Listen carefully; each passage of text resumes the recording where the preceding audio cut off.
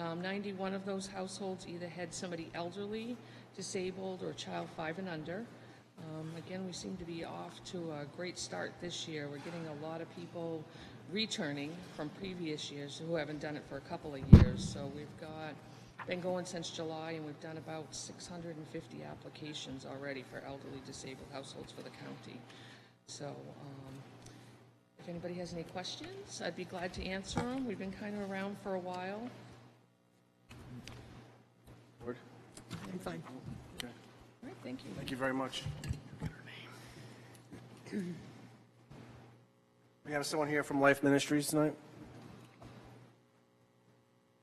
Good evening. My name is Kent Cromwell, President of Life Ministries Food Pantry. We are a 501c3 nonprofit organization established 32 years ago. We are governed by a board of directors and run by all volunteers. Our mission is to supply food to qualified people in need. We go through that qualification process each year with each family. We provide 9 meals per week for each person. The food pantry distributed 142,000 meals in 2015. In 2016, we distributed 143,000 meals.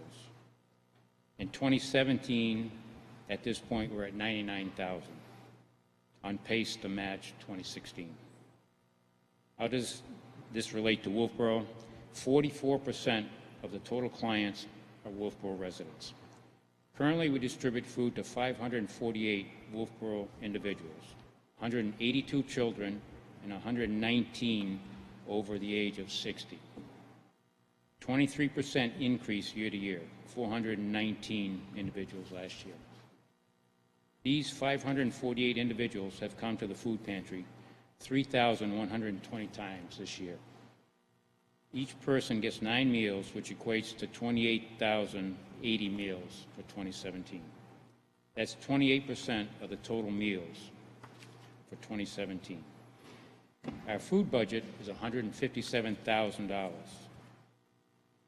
Because we are so fortunate with donations from individuals, with money and food, donations from foundations and trusts, we have fundraiser events, and also we have volunteers that go to the Manchester Food Bank on a weekly basis.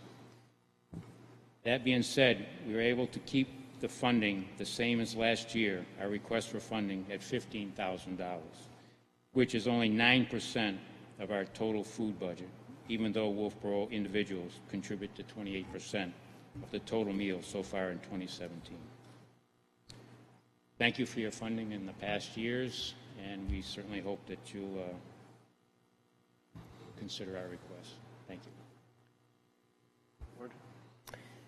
you. My one question is, I'm just looking at the quarter ending 6/30/17. You were lost, and yet you had real good months in July and August. Is that because you had good support from the summer residents that came into our community? Yes, that, and we had the summer fundraiser in July, which was very successful. Well, we're very lucky to have them, aren't we? Yes. Thank you. Thank you.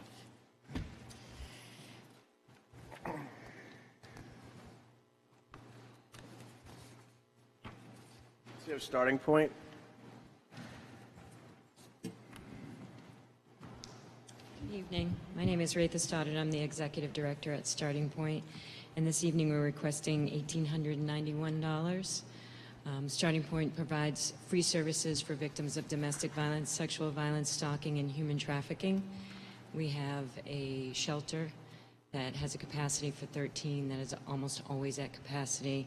I currently have an equal number of victims and their children in the shelter today, which is pretty typical.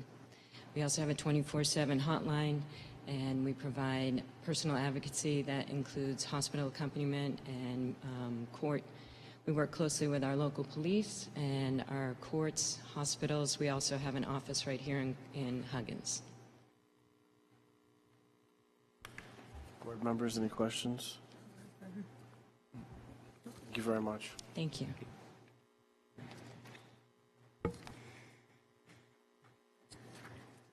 We have anyone tonight from the American Red Cross? Okay. We'll move on. The Kingswood Youth Center.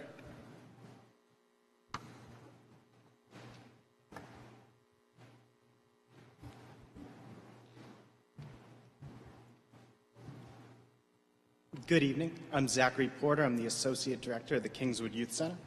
We're requesting level funding in the amount of $5,000. We're an out-of-school program for high school and middle school students in this district. We've been focusing more and more in our programs on team building, leadership, life skills, substance abuse prevention, and outdoor recreation, and then just general peer engagement in a safe and positive environment. Last year, we were able to reach 274 high school and middle schoolers from the district. 29% of those, or 78 individuals, were from the town of Wolfeboro.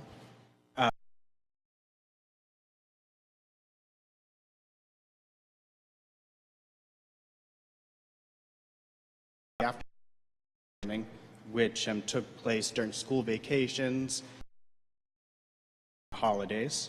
We also offered 12 full-day summer programs that reached a total of 22 participants.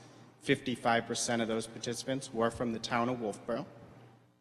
We'd like to take questions and thank you for your past support and your consideration. I just have one comment, and I'm glad to hear that you're able to expand your program into the summer and into the school vacations. I think it was very badly needed, and I really appreciate that you've been able to do that. Thanks so much. We're thrilled to do so. Yep. Thank you very much. Thanks.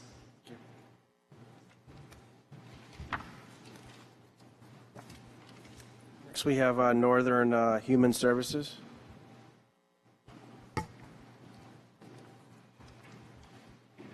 Hi, I'm Jane McKay. I'm the Director of Northern Human Services for Carroll County as well as Grafton County. This year we're asking for level funding in the amount of $7,449. As you know, most of you could probably give my speech for me. We provide outpatient mental health and substance abuse services to people in the community, most of whom would otherwise not be able to provide would not be able to afford the services of like a private counselor. Most of the people we see are in pretty emergent situations. We see very few people who are not in pretty acute distress. A lot of our work is short-term, resolving crises. A lot of our work now is with people with both substance abuse and mental health problems. As you know, there's a huge opiate crisis, and our clientele reflect that. So Wolfeboro residents last year received 513.39 hours of service, and 126 people were served. So that's 12.5% of the total number of clients we served in Carroll County. We ask you for 16% of the funds, but an important point is that two things. Number one, we have a local Wolfeboro office, which is, I think, a pretty significant asset for Wolfeboro residents. And also, these numbers do not count all of the people we see nights and weekends at Huggins Hospital in crisis, because they're not open cases. So those are both pretty valuable assets. And thank you so much. You've been a huge support over the years.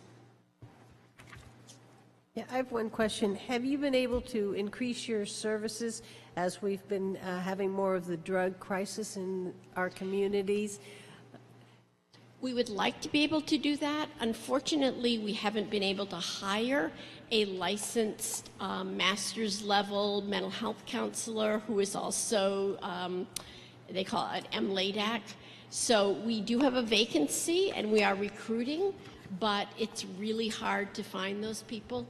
So that's the answer. We are training up one of our mental health clinicians to become a LADAC, which is the the bachelor's level credential. This person has a master's degree, but she isn't yet qualified for the MLAD Act. So we're working on it. Okay, thank you. I hope you're able to do that. Me too.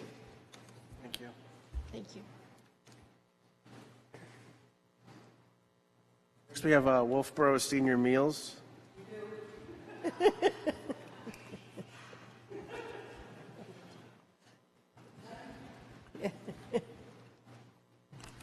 How are you tonight?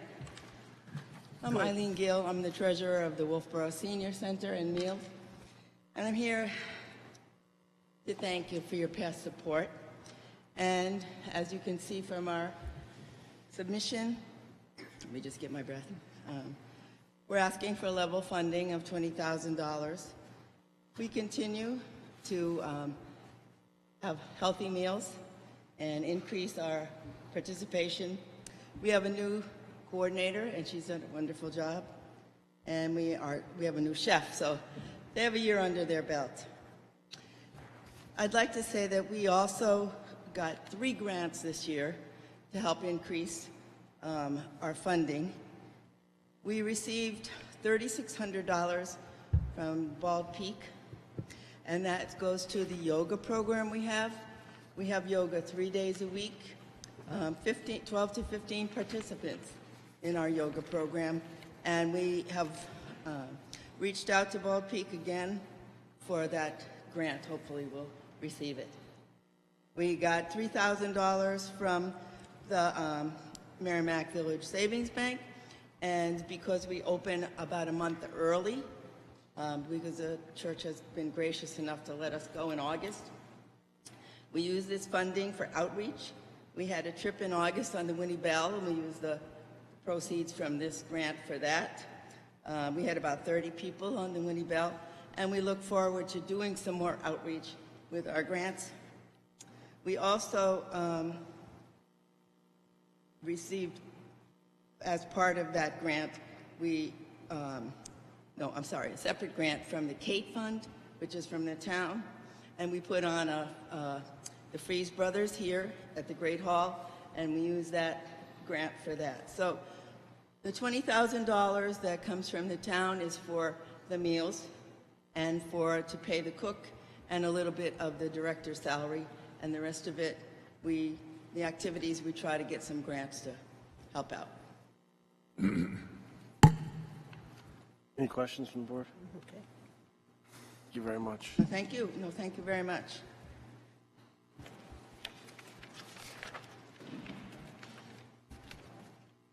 Next, we have caregivers of the Wolfeboro area. Anyone here from caregivers of Wolfeboro? Okay. Yeah, it is unusual. Move on to dinner bell.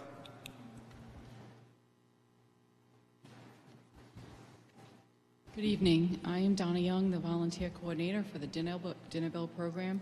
It's held every Thursday in the Parish Hall of All Saints Church, and I'm happy to say that in 2018, it'll be the 10th anniversary of the program starting. Our numbers continue to increase, and as you can see from my submission, there was approximately 1,100 meals served. We did open the beginning of August last year, and this year the pastor asked that we open one Thursday in both June and July, when we typically close because the parish hall is filled up with the goods that are happening for the All Saints Summer Fair, which is their biggest fundraiser. It's a very important program. We have participants from the age 8 to 88, and it is a community meal. We are actively seeking donations, and I'm looking for the $5,000 to fund the program. Do you have any questions? No, I just would like to make a comment that we have, as you can see, this is an increase. Different years, you had surpluses. You didn't ask for as much from us, and so I think that's very reasonable where you've asked this time. Thank you. Thank you. We have CASA next.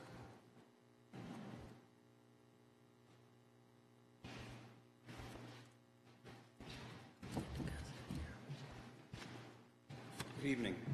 My name is John Wadlinger. I'm here to represent CASA of New Hampshire.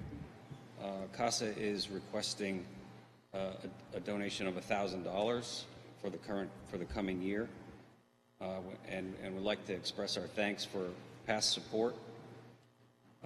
For 28 years, CASA in New Hampshire has strived to protect the rights of the most vulnerable children to live and learn and grow in the embrace of a loving family. The purpose is to provide well-trained and caring guardian ad litem for abused and neglected children who come into the attention of New Hampshire's courts through no fault of their own. In 2017, CASA of New Hampshire served 49 children in Carroll County. 8 of those children came from Wolfeboro. As a CASA volunteer myself, I can say that we are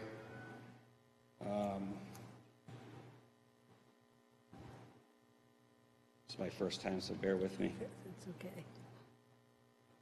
Really, our goal is to advocate for the children and to ensure that the victimized children are placed in stable and permanent homes.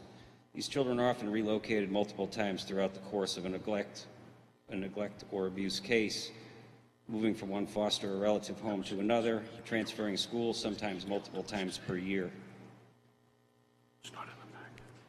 So when CASA gets involved in a case with these children, and it has happened many, many more times with the opiate epidemic that we've had, the case is already a case. It's already in the court system.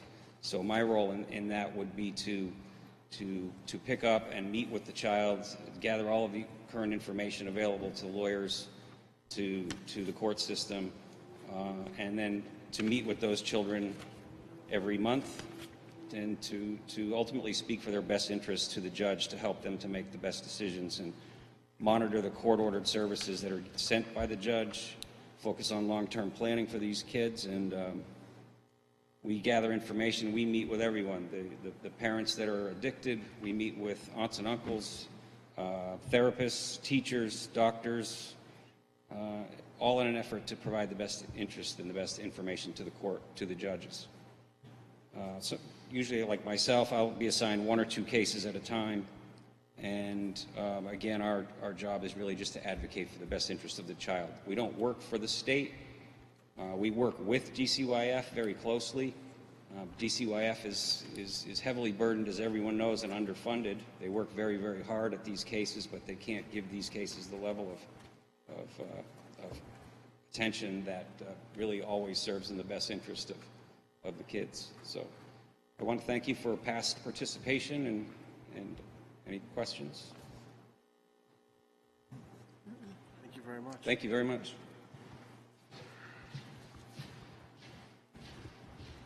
Next up, Carroll County Transit. Someone here from Carroll County Transit tonight? Okay. They did forward a request. I think you have it. Yeah. Okay. Move on to 68 Hours of Hunger.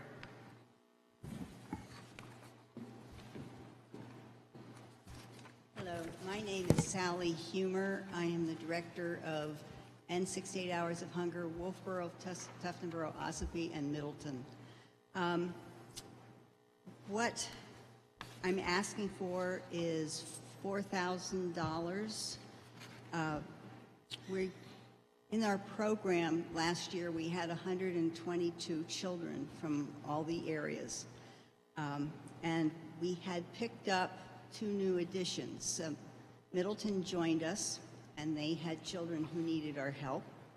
And then the Wolfeboro Children's Center asked us if we would help them. And we said, of course we would. So those were 2 groups that we hadn't really planned on last year, and but it worked out nicely. As you can see, and I know I didn't follow your format, but it costs, your donation that you gave us last year was $3,000, and to feed the children it was $12,160. And we raise funds, and we don't expect any town to pay all the money because of the fundraising that we do. And, but there is a rather large discrepancy, a shortfall of $9,000. But I want to tell you about something else we are trying to do, and we are trying to do summer feeding, because we realized that we could feed the children at the Children's Center. Why couldn't we feed other children?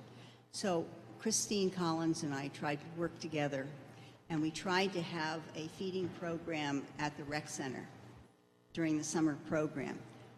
It did not work well. The parents were too embarrassed. They wouldn't come and take the food. Even though the social worker had called all of them, told them that they could come and get it, they were too embarrassed. So what we did with the children, with the rec department, is there were kids who didn't have lunches, and there were children who didn't have snacks, so we gave them boxes and boxes of granola bars and peanut butter crackers and juice and fruit cups, so that every child would have something to eat during the summer. But it just didn't work with the rec department.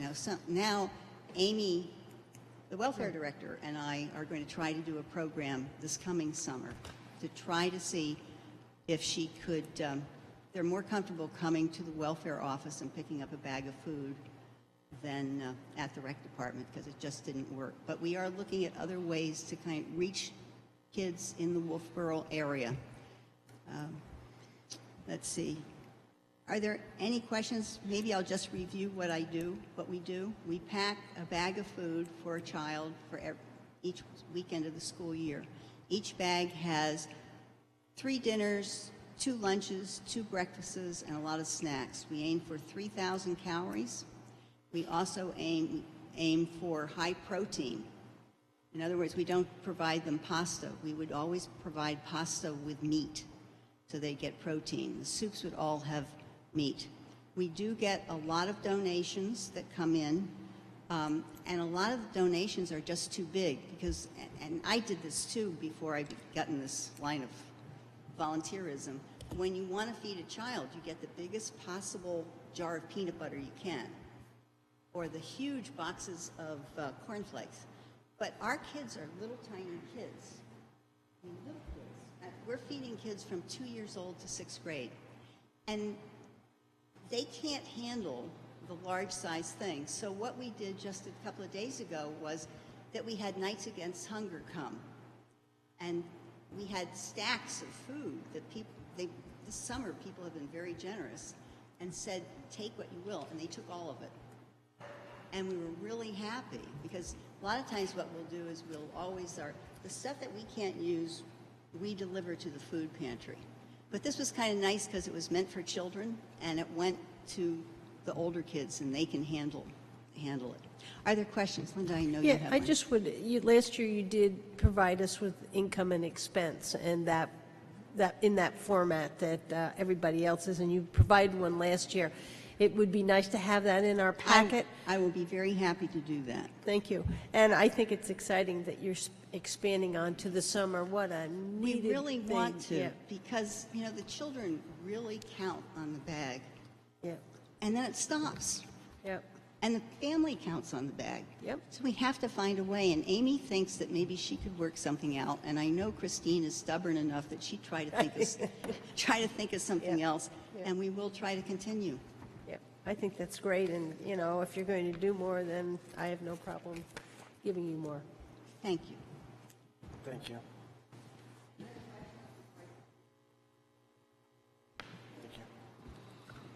Finally, we have White Horse Addiction Center. Hi there, I'm Sue Thistle. I'm the Executive Director at White Horse Addiction Center. We came here last year asking for funding, and I don't know, I can't remember if some of you were here, but we were told to go back and talk to Carroll County because they had given us funding that was restricted to not asking the towns. So we were approached by 2 towns who said, we want to give you money, and I said, I can't take your money.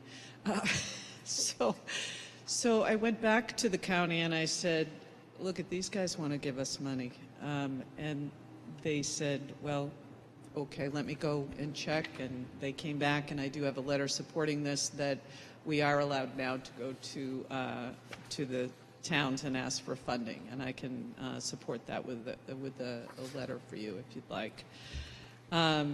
It has to be different than what we've asked the county for. So what we are asking for is $2,500 to pay for a hot water system that we don't have in one of our buildings and a security system. We've recently, we've more than doubled the amount of people. I think we've tripled the amount of people that are coming through our doors right now.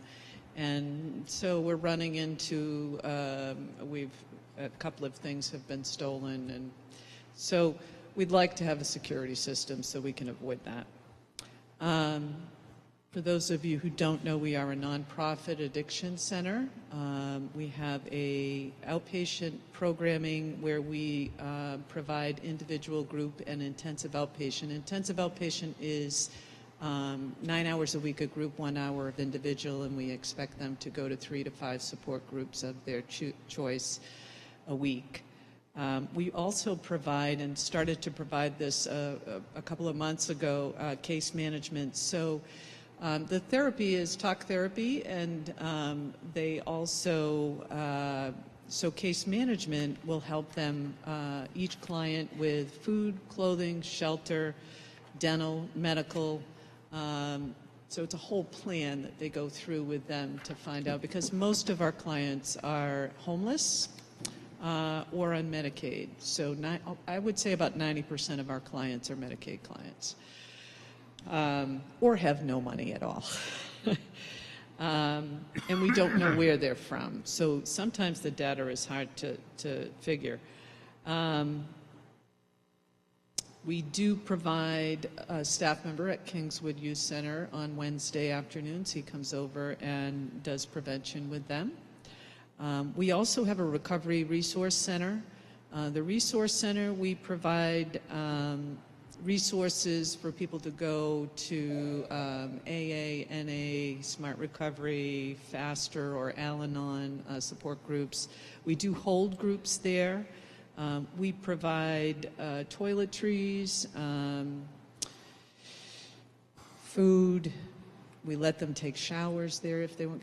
Like I said, we have people living in tents. I've never seen anything like it until I started working over here. You have a lot of that going on over here. We also provide transportation. We'll bring people to medical appointments or to pick them up and bring them to treatment.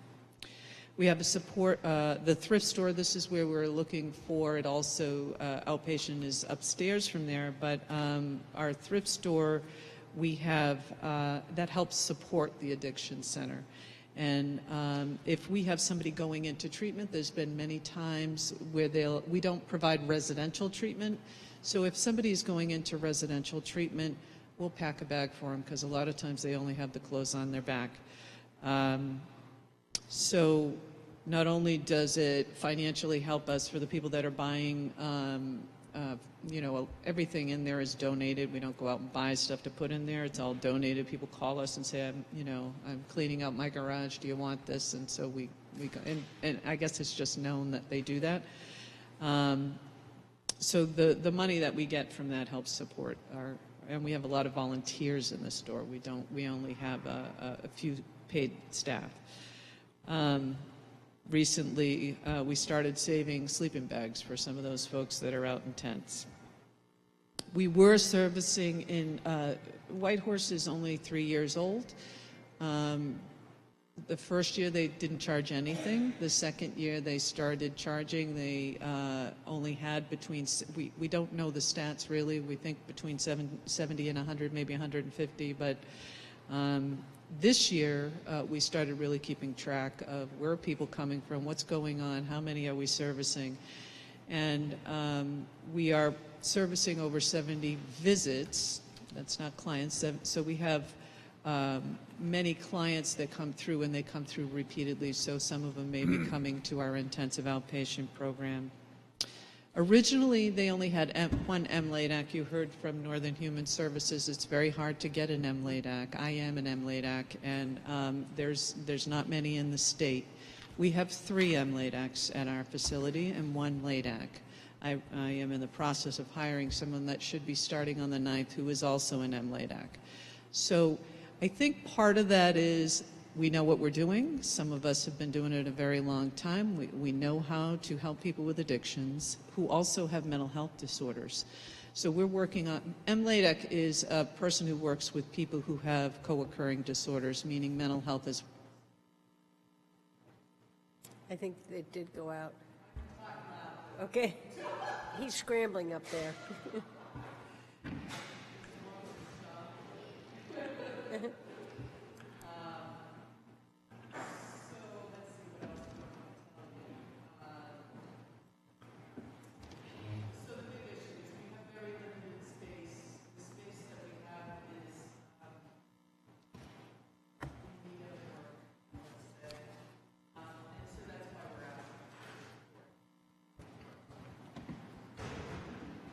I think your battery died.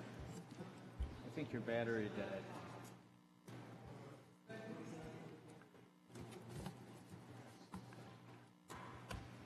Any questions? Nope.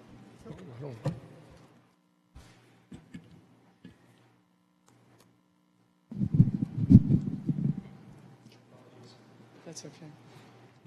Thank you. Questions? No? Thank you very much.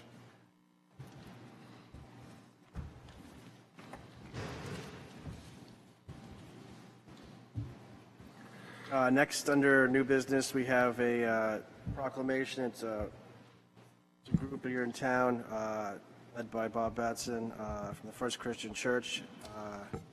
Want to come up and speak to that?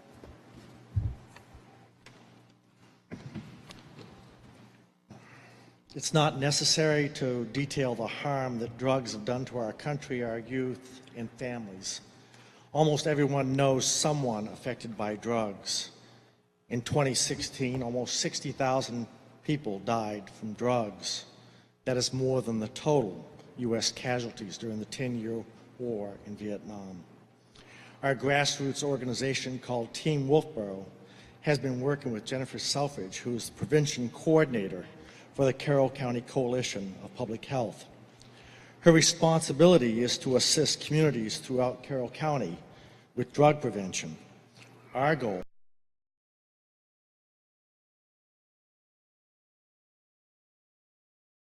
to supplement the sports, drama, music programs, and more offered by the schools, but more can be done by the community. For years, the responsibility of the drug program has been given to education and law enforcement.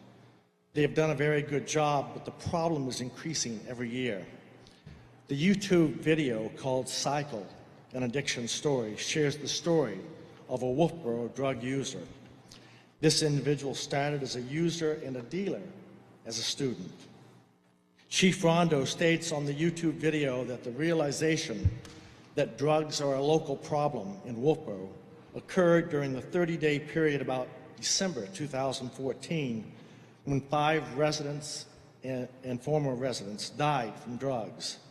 Since the death of these individuals, the question is, are we doing anything different as a community? Tonight, we're here to request the Board of Selectmen to make a commitment to partner for a drug-free community.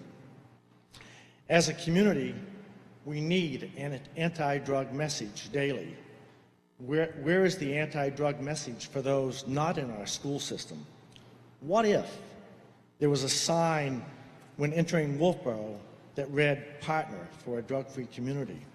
Or there was a logo as you entered a restaurant that said "Partner for a drug-free community"? Or a menu that had "Partner for a drug-free community" at the bottom? Or even a town electric or water bill that read "Partner for a drug-free community"? Now, what if every town in New Hampshire had a similar anti-drug message? It sounds crazy, but a simple educational message with other prevention and treatment efforts can have good results. For example, 50 years ago, 42% of the population smoked tobacco. Now less than 15% of the population smokes. By uniting the community, there will be synergy. Wolfeboro organizations and residents working together to address prevention education, and treatment with a simple message: partners for a drug-free community. Any questions? Board?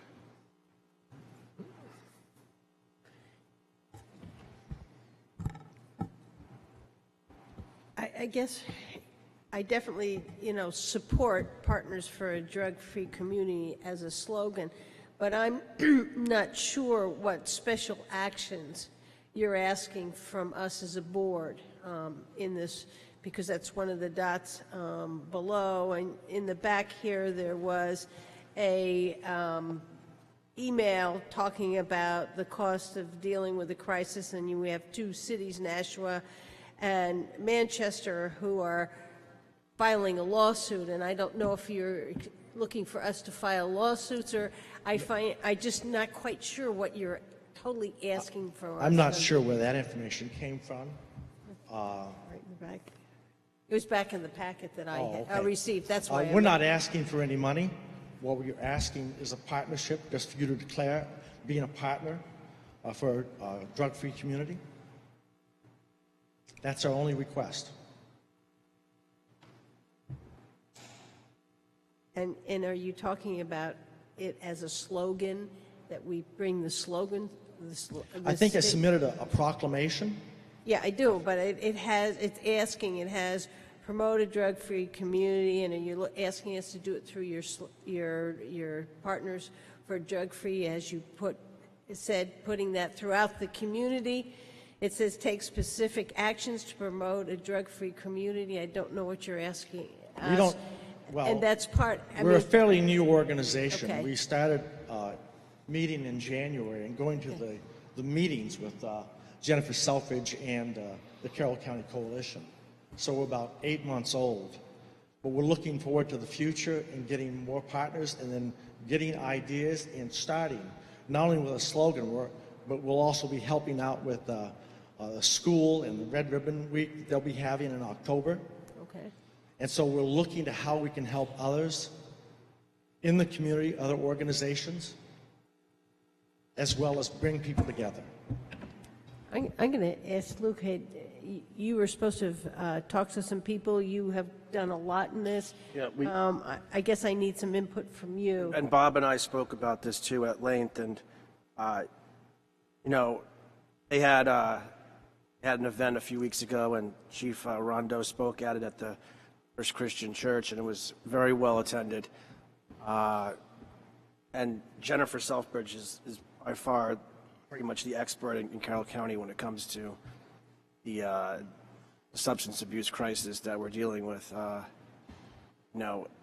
There's a lot of groups, Bob and I spoke about, there's a lot of groups that talk, there's a lot of conferences, a lot of events, but ultimately there's not a lot of action. I think that's where the rubber meets the road, is where we spoke was take this one step further, as opposed to just talking about being a drug-free community, that we actually get out and make this a drug-free community with law enforcement, with public health, and with other groups. So I do support it. We've lost way too many people in Carroll County since 2014, even before. And the numbers will continue to go up this year statewide. So, anything we can do, I support. I just want to see, I have no problem with the proclamation.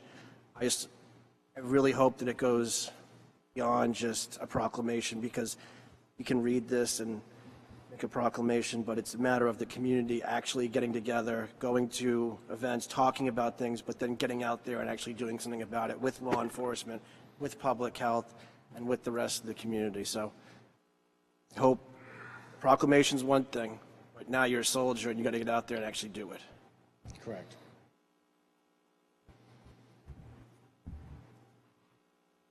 Mr. Chairman, I just would point out the information about the lawsuits that the cities of Manchester and Nashua filed. Just put that in there as additional information of what's sort of an example of what other communities are doing. It's not related to their requests. That's why I went off on that tangent. just supplemental information, but I would hope the gentleman would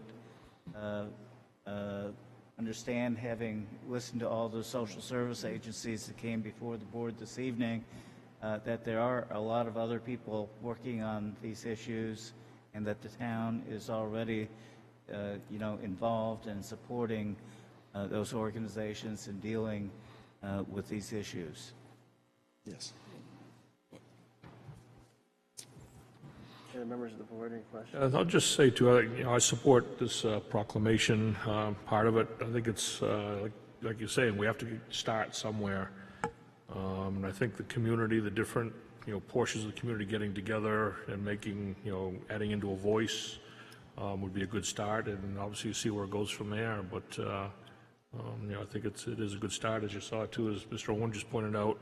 We had White Horse in here tonight, which is a fairly new organization up in Ossipee there in dealing with the opioid crisis and stuff like that. So it's, I think, these things are taking hold now, so I'd be supportive of that. I have a quick question. Jennifer, Selfridge. One quick question. Do you know how many units of Narcan have been administered this year at Huggins Hospital? Roughly. Yeah. I don't know by the hospital. I do know that as a public health network, in the last 12 months, we've provided training to citizens Sure. who want to be prepared to help their neighbors. And we've administered 118 two-dose Narcan kits at no charge. The state has provided those. Everyone goes through a training, learns how to administer it. We also put in a little plug about what is substance abuse. And we're about to start a monthly public come and get it, because the more Narcan we can get out there, and I won't take credit, I think White Horse deserves credit, and all the prevention activities that we've been doing take credit, and Chief, you can correct me if I'm wrong, but are not our overdose deaths in Carroll County down significantly this year? I mean, it was 22 last year, and I think 22 last year, but I was.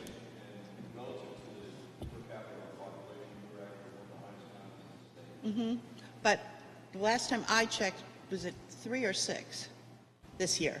So it's better news. I won't say it's good news, but the more people that we can prolong their life so that they can get their act together, go to White Horse or Northern Human Services or the other services that we have, we are making a difference. Not quick, but a difference. And I want to talk to you because I've got a bunch of stuff we're doing. I'll catch you later. A question?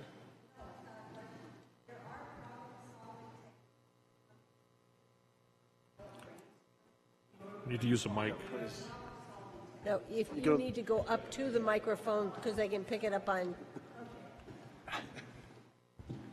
Corporations and large groups of people have developed problem-solving techniques where they do brainstorming to come up with all kinds of possibilities, and it's an open session. In other words, nobody does any value judgment about the idea, and then you formulate it and you look at it and you think, can we do things? Because I think the thing that's frustrating Linda and some people is that it's a wonderful call to arms, but then what? Well, we're asking a number of organizations to become a partner, and they will be sitting down with them, as well as businesses and local groups and citizens, and do that brainstorming. And do the brainstorming? Right. Then that should be the next step. Yeah. Okay. But we have to get everybody on board first. Okay. This was what threw me off when the Walsh comment when you're all back done. and, you know. Dave? When he's done. Are you all done? I'm done. I want to say that Chief Rondo, some of you who like history, about 4 or 5 years ago, in this room, Chief Rondo said there's something, he wasn't chief then, called fentanyl. What the heck is that? And nobody even heard of it before, but our town and Franklin, is this right, Chief, were the leaders. No one had even heard of it. The union leader hadn't heard of it, and our Wolfeboro with Dean in the front and Franklin were the first 2 communities that even heard of this and recognized it. drug forum we had in August, we had brochures, and that included illegal drugs and heart disease, marijuana, fentanyl, cocaine that we passed out. That it's part of education to make the public aware of the problems. Thank you. You want to be good with the proclamation? I'm going to read it, or Should we read the whole proclamation in, or? I think I think you do a nice job at reading. I can do an excellent job at reading. Okay, this is a proclamation, and it's whereas it is the responsibility of the Board of Selectmen to administer the operations of the town, including authority to manage the financial affairs of the town to protect the town's interests, RSA 41:8. Whereas drugs, controlled substances are illegal according to the statutes of the state of New Hampshire. And whereas drug use has become epidemic in New Hampshire, this drug use is affecting all ages of our citizens and resulting in damage to many families and destructive behavior to the addict. Whereas drug use results in additional costs in law enforcement, healthcare, addiction recovery, property damage, and loss in productivity. And whereas it is the responsibility of the community to unite and protect its citizens from destructive natures of drugs. Therefore, the Board of Selectmen, by virtue of the power vested by the laws of the state of New Hampshire, do proclaim that the town of Wolfeboro will be a partner for a drug-free community, and as a partner will promote a drug-free community, take specific actions that promote a drug-free community, and work with other partners to promote a drug-free community. Mr. Chairman, I'll make a motion to approve the proclamation that the town of Wolfeboro will be a partner for a drug-free community and to authorize the board's chairman to sign it on behalf of the board. I'll second that. Motion's been made and seconded. Any further discussion from the board? Seeing none, all those in favor, aye. Aye. Opposed? Thank you. Next, we have monthly budget expenditures and revenue report.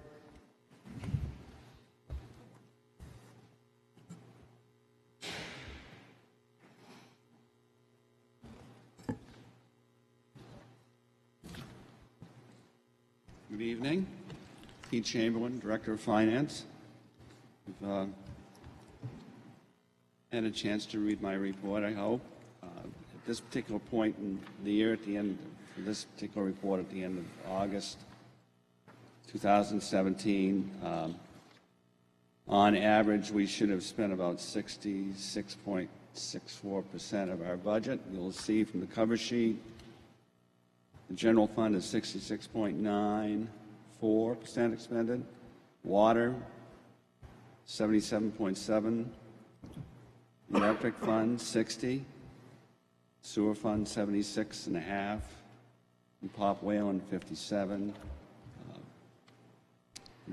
And with an overall of approximately 66% spended to date, which is about where we're supposed to be. Are there any questions on the expense? I don't have any. Wow. Revenues at 72. And the revenues seem to be Yeah, good.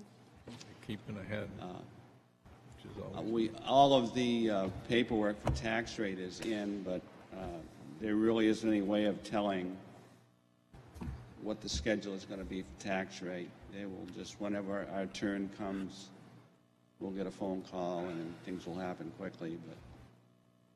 But it doesn't look like we'll have as much surplus to apply to the No. tax rate this year. No, we won't. No, So that's, no, unfortunately, but yes, unfortunate. It's Yeah. a good word. so. All set? Thank you. Thanks, Pete. Pleasure as usual. well done as usual. So you have Mr. Ford to discuss capital projects, quarterly update report.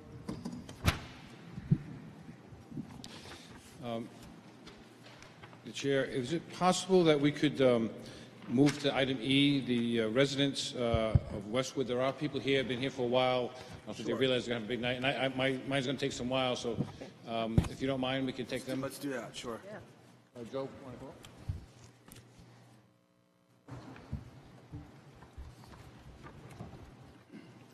Good afternoon.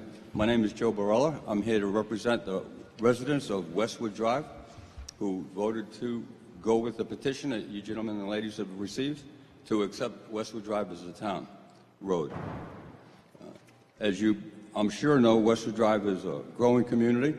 It's about 100 people in total right now, and along with those people and the services that come and go from those houses on a regular basis, it's quite a busy little area. Our ability to maintain that road over the years has changed, and so we've reviewed different options going forward, and our common concern right now is the safety and welfare of the people that address that road and the people that live out there. So we've got together with this petition, and hopefully you people will take a look at that. Along with that, I have other information that we've used to come to this decision from professionals here in town, both first responders as well as the postmaster and other representatives from the local vicinity that might help you review the situation we're in better, and you're welcome to this information. I also have a bevy of information that goes back with respect to Westwood Drive in general, from its inception till now, and if any of that may be helpful in you guys as you go forward with this project, I'll be more than glad to submit any of that other information that you may have. Questions that you may have for me or anybody that lives in Westwood Drive, I'll be glad to go in any other direction for you. I also have a complete list of all the contact information for everybody, whether they live on the road or not. Any questions that I can help you with at all today? Seems like a very clear request. I think Dave Ford has something. I've been working with Joe for about a year now, so we've talked about the different options. And again, the Westwood Road is off of College Road. It's a loop road, and it's in rough shape. So what they're asking for, again, is a conditional approval with a betterment assessment. We have gone over some rough numbers. We really do need to do a little bit more homework on that. So I think tonight the question is asking the board to move forward with the public hearing in which we would move forward to a potential acceptance road at the next town meeting, appropriating the money that they would pay back on the betterment assessment, and then Public Works would help manage the project to rebuild and pave the road, bring it up to town standards, and then it would become a town road which we would plow. David, going to this, the go around with Winnipesaukee Drive when the majority of residents wanted to do it, but the majority of owners didn't. I read the handout here. It looks like the majority of owners want to do this. If you have one resident holdout, does that prevent it from being done? It does not. Again, it goes to the RSA. Is basically the Board of Selectmen becomes basically the judge. You will hear, when you hold a public hearing, all the people who own, they have a chance to testify whether they want to go forward or not. In the Winnipesaukee Drive, it was quite a bit different because it was a lawsuit, and the one person had a say in that, and we ended up not even having the public hearing because the one guy kiboshed the deal. This is much different. I don't think there's any lawsuits that there's going to be an issue with. So this will become, I think, the majority. He has signatures wanting it. There may be one or two that are questionable about that, and I think they can speak to the board if they so desire at the public hearing. Thank you. Thank you. If I may, some of the folks didn't get a chance to sign the actual petition because they don't all live on Westwood Drive. I have letters from those folks that couldn't get here to sign the actual petition with regards to their intent with Westwood Drive going forward. Again, if that would help you guys as you go forward. Mr. Owen? Yes, Mr. Chairman. As you probably saw in your agenda packets, I had referred this to the town's legal counsel, and he has provided you his direction or guidance relative to the next steps that the board would have to take if you want to move this forward. And the next step would be to schedule a public hearing with at least 30 days advance notice, and also each of the residents would have to be notified of the public hearing in writing. And looking at the calendar, I think the earliest public meeting, one of your regular meetings that this could be scheduled at would be the November 1st meeting, because we need 30 days plus time to get it in the newspaper and to get the public hearing notices out to the residents. So that would be the time frame that I would recommend, and then that would lend itself also to the warrant article process, which usually takes place in November and December. I'd be happy to make a motion. Mr. Owen, it looks like RSA 231:10, that the town attorney is saying that we need to do a title search, so we make sure Yes. we have all the owners and we notify them all, so we don't go through this and miss one. Yes. So we need to get that going, so we can make that other date. Town council has someone that he uses to do title searches over at the Registry of Deeds, so I'll have him arrange that. Okay, so my feeling is as soon as he can get that done, then if that falls within giving us the 30 days, we're set. Make a motion. Sure. I'd like to move that to schedule a public hearing pursuant to RSA 2231.9 on the petition of the residents of Westwood Drive on November 1, 2017, and to provide notice of the public hearing to all property owners of Westwood Drive as required by RSA 231:10. I'll second that. Motion's been made and seconded. Any further discussion from the board? Seeing none, all those in favor, aye. Aye. Opposed? Thank you. Yeah. You can leave them with me. Thank you.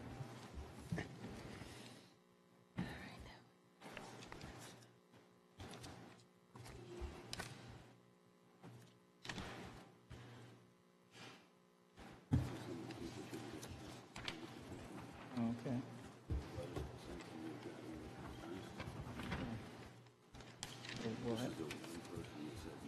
Okay. Okay, very good. Yeah, I got your contact information here. You bet. You do.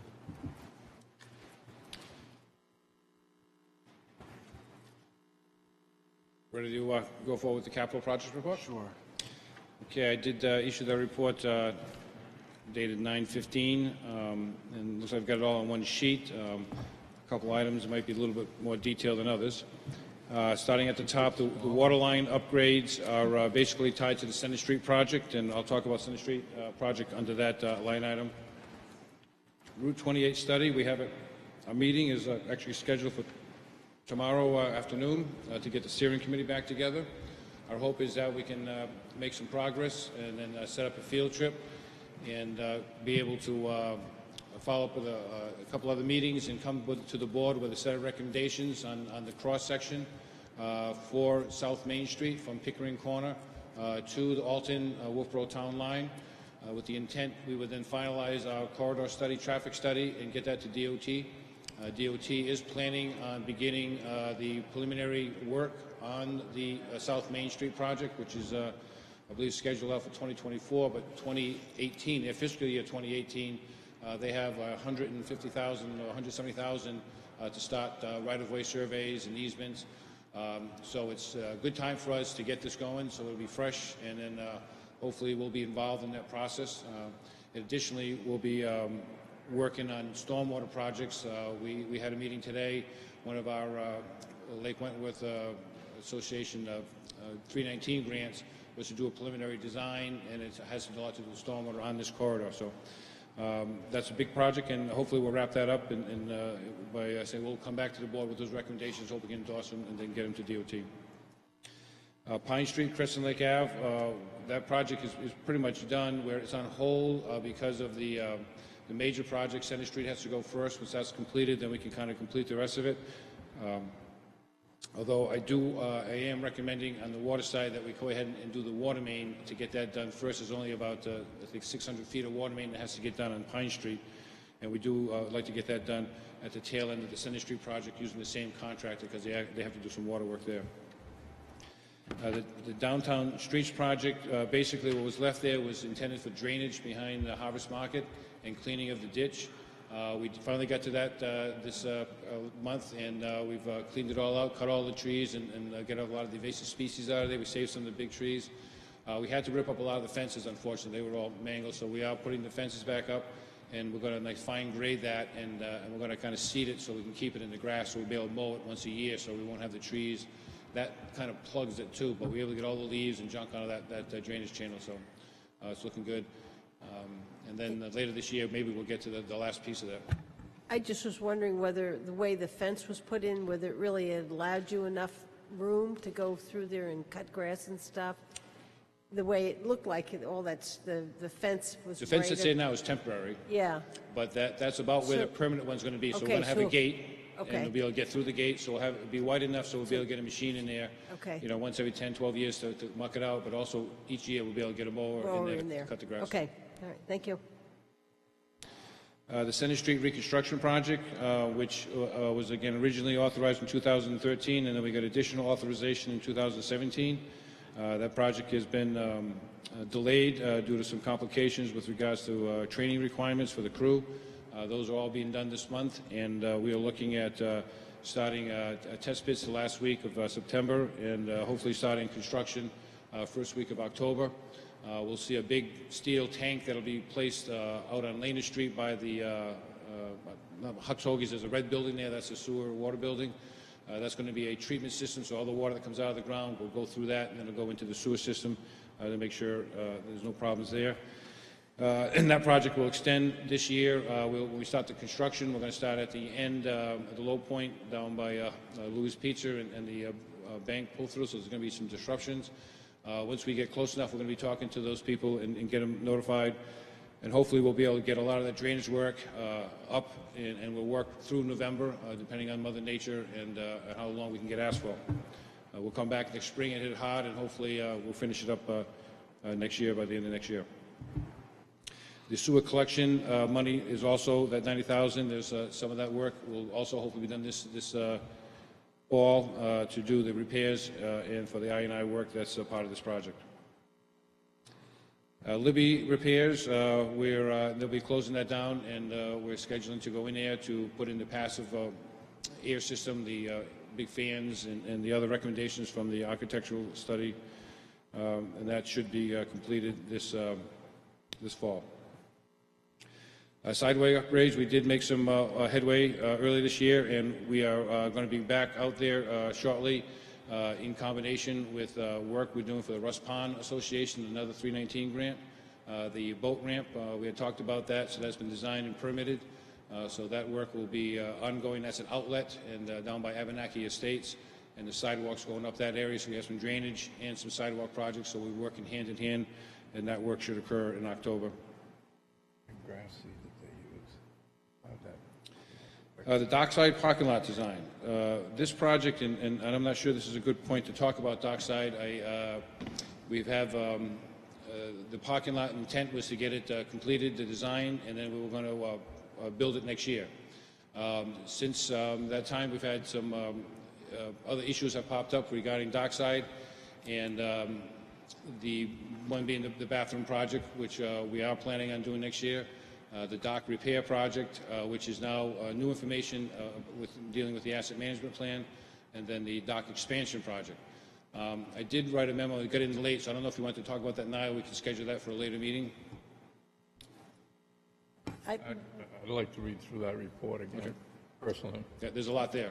Yeah. I've gone through it. I guess I have more issue with the asset management plan and the funding, and I was wondering whether you would explain to the board what happened to the funding for the town hall and what happened with the funding for the dockside. I think we just weren't brought up to date on the change in that funding, and it's not on the sheet. Sure. Well, just that's the next item, so I do want to get into that, and I do have some information about that. So with the dockside projects in the CIP committee, we're trying to, we're going to have that discussion later on, but the CIP committee is kind of finalizing up their stuff on Friday, so they get the similar package. The only thing I want to point out to the selectmen, because I talked to Dave Owen about this, we had originally might have thought we could have done the bathroom project, if it goes through the vote, in the spring and have it ready for the summer session. To have that done, we have to do the engineering this year, and the plans to get them out and line everything up. We didn't budget for that this year. It's in the CIP budget for next year. I was going through our numbers, and I think we are going to be in a good shape due to different reasons. At solid waste, the numbers are down a little bit. In highway, there's certain things that are down. I'm pretty confident we could fund the $8,000 necessary for Bergeron to develop a nice set of plans like we did for the Foss Field job. That then makes it so much easier, again, to get all the numbers, and we then might be able to reduce the amount I'm asking for by the time we come to town meeting. If we have the set of plans, we can get a solid number before the deliberative session. So that was something that, if you were okay with that, I could go with Dave, and that would be moving money from operations and put it to the building and grounds consultants and go out of the building and grounds consultant line item.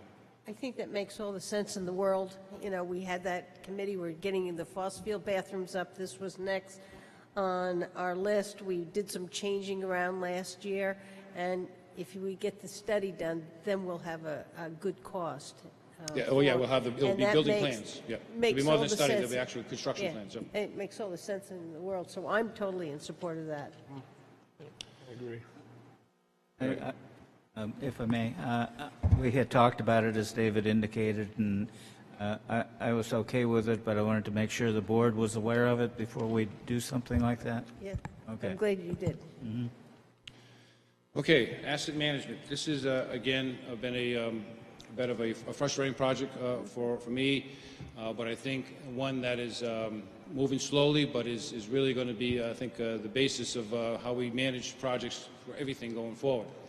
That being said, we have dropped the ball on the building aspect of this. I had talked on many occasions that Woodward and Curran was developing a template, and we were trying to use the template from the dockside building, which we thought, because we were doing some work and we were trying to upgrade it, and the team that Dave Didion had used for that failed in terms of scheduling. And when they finally got to it, they were using a method that I didn't like. So when I finally got the report, it was like, this is not acceptable. They realized they have dropped the ball on that. When it came about in around, when you were asking how come we haven't spent any money, and I've been at them, so there are kind of two aspects to this asset management. One is more kind of computer oriented, in which we're taking, getting the data that's in spreadsheets into our GIS system, and being able to use it with, we've been pilot testing certain softwares to find out which one would be best for us. And at this point, we're getting very close to making that decision with a kind of a cloud-based system in which we'll be able to have tablets. So when someone goes to a pump station, it'll be a yes or no, very simple, that what they're doing. There'll be a login. Work orders can get done that way. And then when we spend, anytime we're doing that, that gets logged in, so we know the proper maintenance is getting done. It also will help us with the preventative maintenance and long-term repair strategies. So that's kind of the exciting part. We're moving forward there. Unfortunately, with the buildings, we've really stumbled. And what happened at that point, when I realized we weren't going to be spending the money on that, they were spinning their wheels and not charging us, I said, look, we need to look at the docks. We were talking about the dockside facility, so I went and got the price from Ty and Bond, who's a subcontractor to Wood and Curran. So they weren't getting it done. We had the money encumbered, and we switched the dollars to do that report, which I thought was pertinent because of the discussion of everything that's going on there, and because we had noticed certain blocks were starting to move. So we were getting a little nervous about some of those seawalls. So we did that, and again, I had a chart going showing what funding we've done over time, and originally, when I proposed this in 2015, I said $50,000 a year for 5 years. Mm-hmm. That's right. And we have been lucky enough to get certain grants. So we've actually got $15,000 grant on the water side, a $30,000 grant on the sewer side. So $45,000 grant money has helped us. We have reduced that amount that we've requested because of that. And going forward this next year, we are looking at a new $30,000, I'm calling it the grant. It's technically going to be like the wastewater. It'll be an SRF loan that they'll forgive the full amount, and that'll allow us to go ahead and map all the stormwater system, catch basins, so that's a project. We've actually already been accepted at the state level, so we'll be looking at, again, getting a warrant article on that. And then we'll also be looking for $25,000 out of the general fund, operating $15,000 on the water side to keep moving on the computers, the software, and the work order management system, and $10,000 out of the building and grounds, which would be earmarked specifically for the 3 buildings we were supposed to get done this year. And I did have a discussion with Dave Didion this afternoon about making sure, he said that he would whether that's, they make sure they commit to doing it because they realize they had dropped the ball and they're embarrassed about it, and they do want to make good on it. So again, the problem right now is the template. That is, again, when we see the work that was done by Underwood Engineers in their asset management plan, and on the tie and bond one, it's simple, it's common sense, it's something that we can use, and we can build upon it. We can keep it up to date. The building one was not that good, and I was embarrassed to even bring it forward. So again, that's kind of the history. And my important one is this building. We're getting to the point in when things need to be painted, and it's a historical building in the downtown, and the town has taken a lot of pride in it, and my thing is I don't want to see it not be repaired and done. So Yep. I hope the town hall would be first of that 10,000 years spending, Yep. because we started this in 2016, it was supposed to be done, and then it got rolled over to 2017, and I saw very clearly on there it wasn't being spent, and, I understand glitches and stuff, and, but I want to make sure that this one gets done. It's at a point where, Woodward & Curran's been a good consultant for us. They run our wastewater plant and have done other good work for us. Part of this asset management plan is going well. This part has gone so poorly that I considered, terminating the contract with them. However, I think I have the commitment because they're embarrassed and they want to do well for us, and they're kind of. So I think we're going to have a hot talk about this, and going forward, we will make sure that that becomes the number one priority.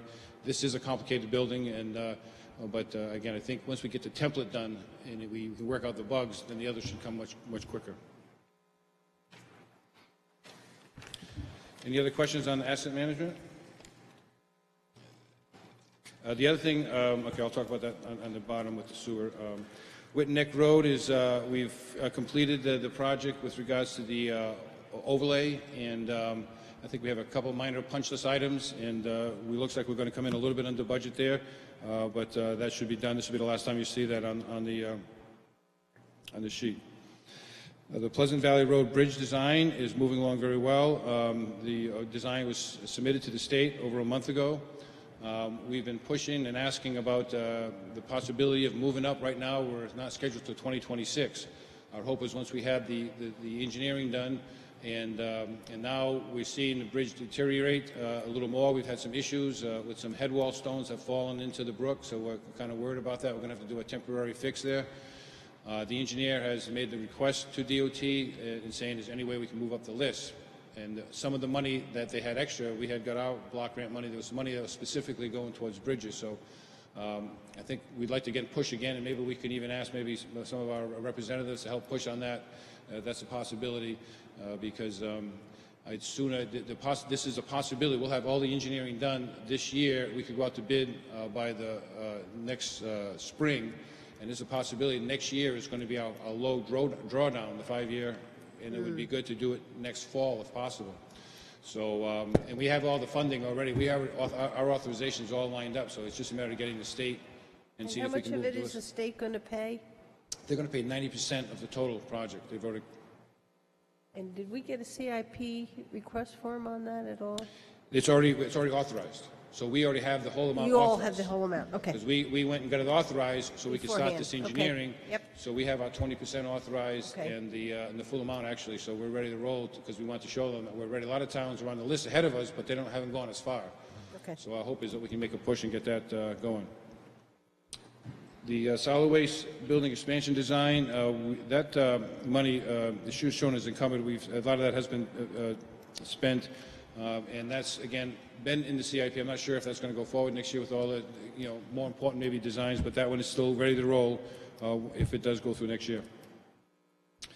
The wastewater treatment capital reserve account, the $125,000 was in, and we are working on, we completed the headworks project, some concrete repair work. We're working on the sludge building. We did get an insurance settlement that's going to add it to the cap reserve, and that project is moving forward, as well as other pump work that's going on. So this is a continuation, and we'll be doing more work next year with the additional amount coming in. Effluent disposal, we are, the Pilot 4 again is still operating, and it's now going beyond. The design capacity of flow is originally like 45. We're at 60 gallons a minute. We're going to hold there. We're going to try to run it through the whole winter. We're going to be setting up a meeting with the state in October to go over that. The rest of our administrative order deadlines have been met. We have a lot. Some were due at the end of September, and the big reports due in December. So I think right now we're on track. The ordinance was one of those things we had to get done. We had the mapping was done. The asset management plan, which I'll talk about in a second, is just being completed. So we made a lot of progress, and we are in the CIP. We're talking about submitting for. I had originally authorized for the whole amount, and I think we talked about maybe just going what's needed for 2017. We probably, 18. So we look at 2018 as being the year for the engineering and permitting, with construction being 19 and 20. We still have to negotiate with that with the state, but we think that's reasonable. The engineering dollars are looking about $300,000. I would like to again, and maybe not tonight because I don't think we got to get the proposal to you, but we have been talking the wetlands, the Conservation Commission in Tuftonboro, and they have been asking me about the effluent disposal problems, and they were concerned about contaminants of emergent concern, also known as pharmaceuticals and personal care products, and whether or not we would do a study on that. We've had some discussion, and the state really is not requiring it, so it's not a requirement, but it is a big buzzword now throughout the wastewater industry. There's concern about that. We have these, microchemicals all over in the lake everywhere. And so we were working, looking for someone. We started, the United States Geological Service does this type of work, and they have a proposal which I'd like to submit to your next package for consideration, and whether or not we would want to fund that and look for other partners to fund it, because it would be good for all. It would kind of, everyone understand what dangers we have and what we can do to mitigate those potential long-term impacts from the low levels of those new chemicals that are in there. So that's the wastewater asset management plan. This is the one that was, again, a warrant article, an SRF loan, and it's being completed. We had a meeting with the state last week. Everything went really well, so they're going to finalize that. This now will include all our sewer system and pump stations. It'll be in a format very similar to what the water system was, and all that information is being uploaded into the GIS system. So again, I'm hopeful that sometime before the end of this year we'll be able to have a nice show for just on asset management, so you can show you the progress that we've made, maybe at a work session, or so we can kind of get into that. So that's the good news, and that is basically just about all done at the end of this month. Road upgrades, we have basically done all the major projects this year. This week we're just finishing up on Oakwood Road. We're going to do the finished wearing course and tying in the driveways and the last of putting the road shoulder in. And Tips Cove Road, it's one last piece. We've got to overlay that, and that'll finish up those projects. On Port Wetland and Winter Haven, will be those also. I talked to Lyman, and we're going to be scheduling that probably for the first week of October. The other project, which is technically an additional project, which is a supplemental highway grant, that money, $153,000, we had talked about, and I was trying to fast track it for North Wolfeboro Road.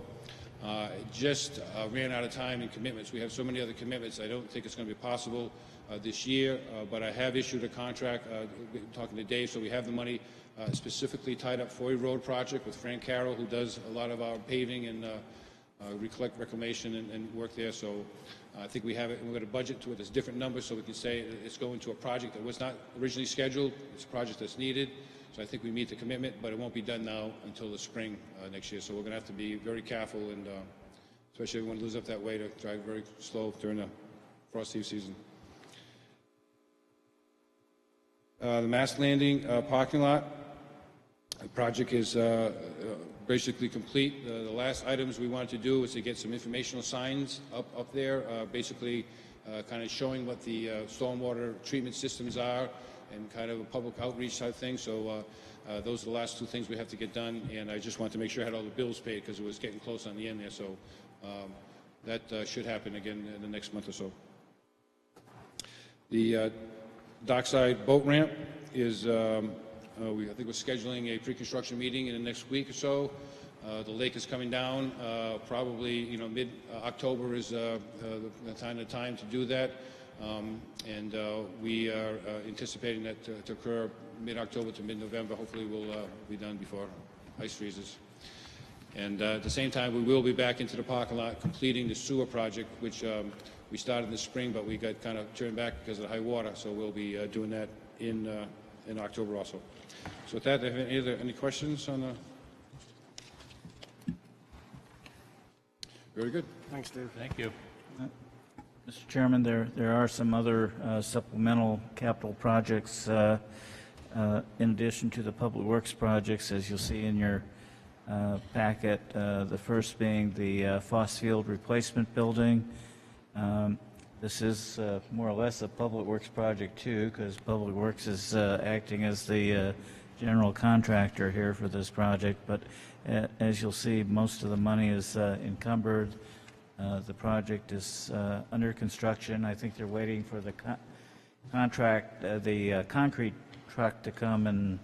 Yeah, they were putting out, we got the footings are in, forms are going in. We'll hopefully be pouring either tomorrow or Friday. Okay. With the curing over the weekend. Monday we'll start backfilling, and then the plumbing fixtures, and hopefully we'll have the slab by the end of next week. And then the following week we'll start with carpentry work, and so it's going to go pretty fast. Very excited about it. It's going to be an awesome building, so yeah, very exciting. Yep. The electric water meter upgrades, as you'll recall, that was a 5-year authorization that was approved, and believe it or not, we're coming up on the end of the 5 years. So the electric department has made a bulk purchase of all of the other electric meters that are going to need to be installed, and we're going to contract with a firm to install all those meters before the end of the year, and then that project will be complete.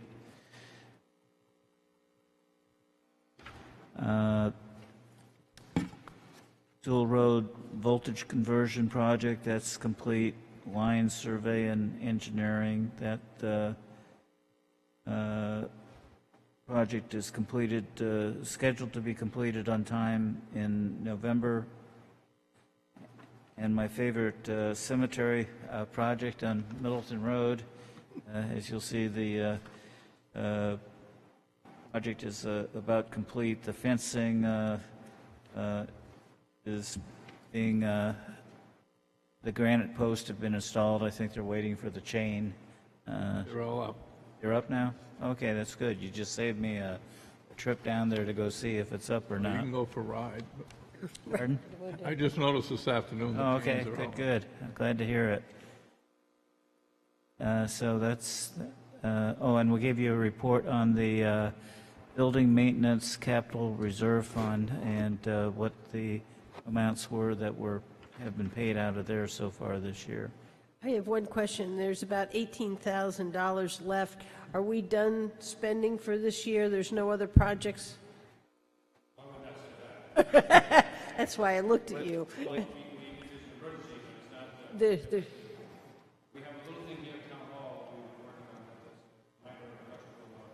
Okay.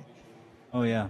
But there's nothing that's, I mean, we knew that we were going to take stuff for dockside, but there's not, yeah, but there's nothing like that that we know of right now. Good. Okay. Okay, thank you. Good, okay. That's all I have, thank you. Okay, Chief Rondeau has requested some time to speak to the board. Chief? I am Chief Rondeau, Chief of Police of Wolfeboro PD. So I sent an email to the town manager and to Dave Ford asking to take a look at lining the spaces on Union Street, essentially in front of number 47 and 39, and changing the ordinance, which I think is poorly crafted in that regard in terms of parking on Union Street. The issue becomes the way the ordinance is written allows parking on the south side of Union Street, essentially all the way down to the stop sign at Union and Glendon Street, or correction, Union and Laner. That even when a vehicle is within the state statute and 15 feet back from the stop sign, it obstructs the vision of the southbound traffic coming from Laner Street. It has been the subject of defense in 2 cases that I've had over the years, and I think that in order to kind of fix this problem, what we should do simply is change the ordinance to read line spaces south side of Union Street or words to that effect. I asked Dave to weigh in, and I think essentially what he said, if you look at your diagrams, is that he could put in approximately 3 to 4. Dave? You take the second page, and at the bottom you have School Street, and in front of the pain care place, there's 2 spots there, 2 parallel spots. And if you have 2 spots, you need at least 44 feet, 22 linear feet per spot. And when you go down, you have your driveway. So when you go School Street to Lane Street, you have 2 driveways. And right now, we have parking. Some days there's no one, some days it fills them right up. So the big issues are the buses coming out of School Street going down Lane Street. So we feel we need to have a no parking zone there, about 25 feet. Then we can get 2 spots in. And then same thing, we have the small areas for the driveways, and we can get 2 spots in there. And then to make sure, like I said, the critical was down that stop sign. This is kind of odd because we get 30 feet back from the curb, we'll have no parking. The problem with this is that at that section, it's only 24 feet wide. I see that. So when we paint it, normally it's 8 feet, and then you have 2 8-foot lanes, which is basically, a vehicle is about 7 feet. So if you have a really wide vehicle, it gets tight there. So again, I think it'll slow people down, which is not a bad thing because of the school there. And the reason it was just never there. It was always a narrow road. When we did the reconstruction here, we pushed this out. I put the first page on also because we've heard some issues about why the bank is so close here. And the problem is the right-of-way. The right-of-way is 30 feet at South Main Street, and it's only 37 feet at Lane Street. So it's a very odd layout. It was done in 1891, and it probably was, back that time, was sufficient, but it's very tight there. The zoning requirements require the building to be close to the front setback, and because they want to have the drive around, they came close, so if there's a catch basin out there, their curb will go right to the back of that catch basin. They'll still allow us 24 feet of width, so it's still 2 12-foot lanes, but it's kind of a shock. If a lot of people say, what are you allowing the town them to build? Technically, they're on their property, they're within the zoning, and it's just maybe something that we didn't realize what an impact was going to have. But that explains why the right-of-way is. And again, I think the chief is onto something here with regards to this. So if you look at your diagram, the no parking area 30 feet back from the stop sign there at Union and Lane Street will actually help facilitate turning. So you can make essentially a right-hand turn without having to worry about what's coming in the opposite direction, which is a good thing. And as the Public Works Director briefed, it'll help slow people down, and that's never a bad thing. So